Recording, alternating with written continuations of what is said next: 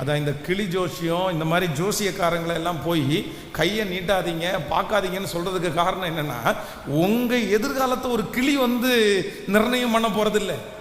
இல்லைன்னா உங்களுடைய எதிர்காலத்தை ஒரு சின்ன பேப்பர் நிர்ணயம் பண்ணிடாது. உங்களுடைய எதிர்காலத்தை இன்னொன்று எனக்கு ரொம்ப ஆச்சரியமாக இருக்கிறது என்ன அப்படின்னு சொன்னால், அவருடைய கையிலேயே என்ன இருக்குன்னா, அந்த கிளி ஜோசியம் பார்க்குவோர் சொல்லுவார், எவ்வளோ ரூபான்னு கேட்டால் ஃபஸ்ட்டு 50 ரூபான்னு சொல்கிறாருன்னு வச்சுங்களேன். 50 ரூபாவா? இல்லை சார், நான் 30 ரூபாய் கூட பார்ப்பேன் சார். சரிப்பா 30 ரூபாவா? இல்லை சார், 10 ரூபா கூட நான் பார்ப்பேன் சார். அப்போது அந்த கிளி அவருக்கே என்ன சொல்ல முடியல, அவருக்கே சரியான ஒரு ஜோசியத்தை சொல்ல முடியல, அவருக்கே ஒரு நல்ல எதிர்காலத்தை கொடுக்க முடியல.